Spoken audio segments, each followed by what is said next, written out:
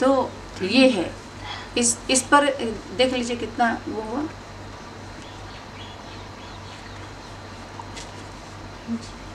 इस पर, हाँ इस पर देख लीजिए, इस पर भी थोड़ा सा आ जाएगा।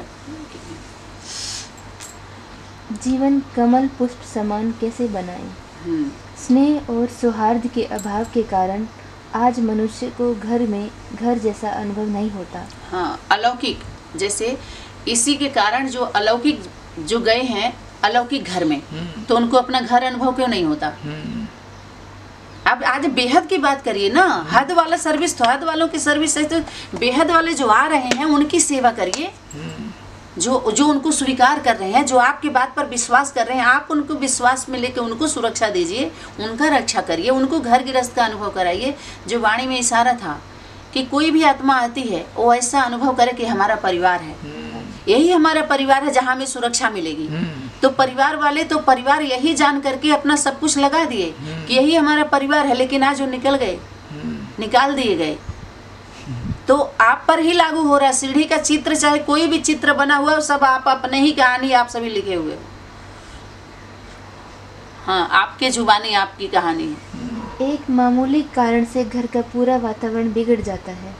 अब मनुष्य की वफादारी और विश्वास पात्रता भी टिकाऊ और दृढ़ नहीं है। हाँ, क्यों? क्योंकि आप लोग खुद ही नहीं टिके हुए हो। हाँ। बिंदु पर टिका पाएंगे शरीरधारी को, शरीरधारी से पर टिकेगा ना।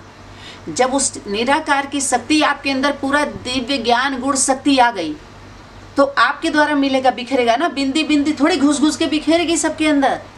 थ्रू ब्रह्मा माँ बाप के क्यों बोला फॉलो करो? ब्रह्मा माँ बाप बोला ना कि बिंदु बोला, बिंदु को क्या फॉलो करेंगे? कोई फॉलो, हमारे पास सब सिंपल हो तो सबको आसानी होती है चलने में, दिखाने में, श्रीमत सुनने में, समझाने में। नैतिक मूल्य अपने स्तर से काफी गिर गए हैं। कार्यालय हो या व्यवसाय, घर हो या रसोई। रसोई नहीं, घर हो या आश्रम बोलिए। रसोई क्या है? घर वाले के घर की रसोई तक आप पहुंच रही हैं। घर है आश्रम, गृहस्थ और आपका आश्रम, ये कहिए कि दोनों को एक होना चाहिए। गृहस्थ आश्रम को और संन्यास आश्रम को। जैसे आप कह रहे हैं ना, आश्रम हो, कार्यालय हो या क्या हो, व्यवसाय हो या कार्यालय हो। व्यवसाय में व्यापारी वाले हों, तो ऐसे ही गृहस्थ को आश्रम जोड़िए। रसोई में क्यों लेके जा रहे हैं? सिर्फ उनको ये भी बोलिए ना आप, गृहस्थी वाले और आश्रम वाले एक हो जाएं, मिलजुल के रहें। अब हर जगह परस्पर संबंधों को सुधारने, स्वयं को उसमें ढालने और मिलजुल कर चलने की जरूरत है। हाँ, तो मिल तो रहे हैं लेकिन जुले नहीं है सभी लोग, जाल फैला दिए, फंस गए उसी में सभी। अपनी स्थिति को निर्दोष एवं संतुलित बनाए रखने के लिए हर मानव को आज बहुत मनोबल इकट्ठा करने की आवश्यकता है। इसके लिए योग बहुत सहायक हो सकता है। योग नहीं, श्रीमत सहायक होगा। जो माता पिता, ब्रह्मा माँ, ब्रह्मा बाप का श्रीमत सहायक होगा, वही सहायता वहीं से मिलने वाली है। बुद्धि योग से तो फिर इतनी बड़ी व्यवस्था क्यों बन गई? इतना कारोबार, इतना आना जाना क्यों? आप जरा सोचिए। हाँ, वो सहायक होगा, वो सहायता देगा। आज कोई तबीयत खराब होता है तो हॉस्पिटल में क्यों जाते हैं? मंदिर में जाए, मंदिर वाले ठीक कर दें। यही तो क्वेश्चन उठा रहे हैं सभी लोग। सहायक योग हो गया तो वहां अब तक क्यों जा रहे हो आप लोग? जो ब्रह्मा कुमार हैं, वे दूसरों को भी शांति का मार्ग दर्शाना एवं सेवा अथवा अपना कर्तव्य समझते हैं। नहीं, ब्रह्मा माँ बाप और उनके जो बच्चे हैं अनन्य, वो समझते हैं। बाकी जो उनके संबंध ही नहीं है ब्रह्मा माँ बाप से, परम पिता परमात्मा से, वो आत्माएं सब कैसे दे सकते हैं, कैसे कर सकते हैं बताइए? क्योंकि जिस घर में आप हो वो आपका आश्रम, गृहस्थ, पवित्र प्रवृत्ति परिवार नहीं। क्योंकि वहाँ परम पिता परमात्मा नहीं है तो उसको परिवार नहीं कह सकते। समझ में आ रहा है? गीता ज्ञान नहीं कह सकते। हाँ। ब्रह्मा कुमार जन जन को यह ज्ञान दे रहा है कि शांति पवित्र जीवन का एक फल है। वो नहीं दे सकते क्योंकि वो फल नहीं है। माता पिता के वो फल नहीं है, इसलिए फल को उनको पता ही नहीं है जी। अरे फूल ही नहीं बन पाए जिनके अंदर इंसानियत ही नहीं आई, इस शिक्षा से हैवानियत आ गई, तो कैसे न फल में है न फूल में है। पवित्रता एवं शांति के लिए परमपिता परमात्मा का परिचय तथा उनके साथ मन का नाता जोड़ना जरूरी हाँ, है। परम पिता परमात्मा के साथ प्रैक्टिकल नाता जोड़ना है। प्रैक्टिकल मन से तो अपने घर में ही रहिए, सब लोग अपने अपने घर में जाए, मन से नाता जोड़ लें। जहाँ आप जन्म लिए उनको जाइए मुक्ति देने, लेकिन परम पिता परमात्मा के नाम पर जो धाम बना हुआ है, जगदम्बा भवन, चाहे डायमंड हॉल, हिस्ट्री हॉल, जो भी बना हुआ है, वहाँ पर अगर वो नहीं है तो आपको रहने की क्या ज़रूरत है। आप भी जाइए वहीं से मन बुद्धि से योग लगा लीजिए। आप भी पहले तो आप लोगों के ऊपर वो लागू हो रहा है, जो लगे हैं और लगा दिए हैं सबको लाइन पे। अतः वह उन्हें राजयोग केंद्र अथवा ईश्वरीय मनन चिंतन केंद्र पर पधारने के लिए आमंत्रित करता उनके है। मनन चिंतन मंथन की उनकी शक्ति नहीं है, मनन शक्ति। गृहस्थी वालों को मनन शक्ति जो कहा जाए, उनको गृहस्थ जीवन में कैसे रहना चाहिए, कैसे जीवन जीना चाहिए, हमारा धर्म क्या है, कर्म क्या है, समझ करके जीवन जीते हैं। वो बैठ के रोज मनन करने को उनको फुर्सत नहीं है। समझ में आ रहा है ना, उनके अंदर उतनी क्षमता नहीं है। प्रजा वर्ग को मनन चिंतन मंथन में लगा दोगे, जहाँ उन्हें यह आवश्यक ज्ञान दिया जाता है कि राजयोग का अभ्यास कैसे करें। और राजयोग का अभ्यास नहीं होता है। अभ्यास के प्रयास से प्यास नहीं बुझी अब तक। आप देख लीजिए, राजयोग आपको बता दिया गया, आपके प्रैक्टिकल में उठ जाएगा। पालना देना पड़ता है उसमें, पालना से ही तो आप उठ खड़े होंगे, आपके जीवन में आएगा। कि अभ्यास करने से, प्रैक्टिकल करेंगे तभी तो मजबूत होंगे। कहेंगे अरे चलो फिरो, थोड़ा झाड़ू पोछा करो, ये करो वो करो।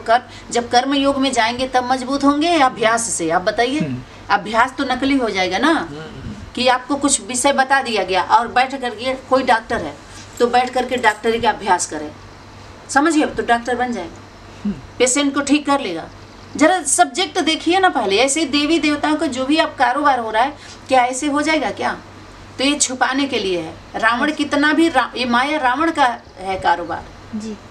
और जीवन को कमल पुष्प के समान कैसे बनाएं, इस ज्ञान एवं योग को समझने का फल यह होता है कि कोई कार्यालय में काम कर रहा हो या रसोई में कार्यरत हो, तो भी मनुष्य शांति के सागर परमात्मा के साथ स्वयं का संबंध स्थापित कर सकता है। हाँ, जब स्थापित हो जाएगा तो उसके अनुसार चलेगा। जब संबंध नहीं, आप जरा सोचिए कि स्थापित कर सकता है। जब संबंध स्थापित होगा तो बिंदु से आप साकार में हैं, वो निराकार में संबंध स्थापित कैसे होगा? अरे आप बिंदु को कोई वर्ण नहीं किया है, जलाधारी शिवलिंग को किया है। यानी माता पिता परम पिता परमात्मा के निराकारी जो शिवलिंग है, आदि माता पिता का जो चिन्ह है, उसको वर्ण किया गया है, बिंदु को नहीं। कोई बिंदु रख के उसको नहीं वर्ण किया है, कोई उसके बारे में वर्णन किया जा रहा है। इस सब का श्रेष्ठ परिणाम यह होता है कि सारा परिवार प्यार और शांति के साथ सूत्र में पिरो जाता है। हाँ, एक मिनट। तो क्या अलौकिक परिवार जो ये ज्ञान दे रहे हैं, यहाँ जितने गए तो क्या सारा सुख शांति में पिरो गए? तो 30 संगठन क्यों बन गए? आप पिरो लिए होते इसी से। यानी ये आपका प्रयोग, योग का प्रयोग किया जाए तो असफल जा रहा है, प्रोडक्ट आपका वो खराब हो गया, समझिए फेल हो गया ये। तो फिर इस पर कारोबार कैसे चलेगा जी। अगर प्रयोग आपका सफल होता है? मानो आप मोबाइल बना रहे हैं, साइंस का है, साइंस का साधन से, तो जब ये सफल हो गया तो पब्लिक में जा रहा है ना, आप रजिस्ट्रेशन करवाएंगे और पब्लिक में लाभ मिलेगा। ऐसे ही अगर राजयोग आपका, ये राजयोग है, राजयोग की विद्या आपकी सफल हो गई प्रयोग से, तो सबको सुख शांति मिलनी चाहिए ना, सब एक हो जाना चाहिए ना, एक घर में आना जाना करना चाहिए। तो अनेक घर क्यों खुल गया? तो जब अलौकिक ज्ञान, बेहद के ज्ञान से, इस बेहद के शिक्षा से हद किसी की खत्म ही नहीं हुई, यहाँ भी हद से ज़्यादा ही अति हो गई, तो आप इसको कह सकते हैं पब्लिक में इसको पब्लिसिटी करके और कारोबार नहीं कर सकते इसको। हम लोग के घर गृहस्थी में, परिवार में, जिला बस्ती में गंदगी फैल रही है इससे। समझ में आ रहा है कि नहीं? इसको कोई बुरा मानने की जरूरत नहीं है। हाँ, वे सभी वातावरण में आनंद एवं शांति बातों का वर्ण से वातावरण बना हुआ है, जो पूरी दुनिया में बात ही तो है। तो इससे अशांति, दुख, पापाचार, भ्रष्टाचार ही हुआ बढ़ा है। बाहरी दुनिया में भी यही हो रहा है, राजनीति में और धर्म नीति में भी। धर्म की गद्दी पर भी बैठने वाले राम राज्य नहीं चाह रहे हैं, बात केवल कर रहे हैं, क्योंकि जान रहे हैं कि राम जब आएगा तो पहले रावण का वध होगा और उनके वंशज का वध होगा। 1 लाख जितने प्रजावर तैयार हुए, 1 लाख पूत जो उनके साथ खड़ी हैं युद्ध के समय में, युद्ध करवा रही है ना वो लोग। किस लिए? राज्य भाग, स्वर्ग में जाने के लिए, राजाई पद प्राप्त करने के लिए और राजधानी में आने के लिए युद्ध छिड़वा रहे हैं प्रजा वर्ग से। खड़े हो जाओ सैनिक, सेना लोग खड़े हो गए। समझ में आ रहा है? किस लिए? राजाई पद के लिए। तो ये जो युद्ध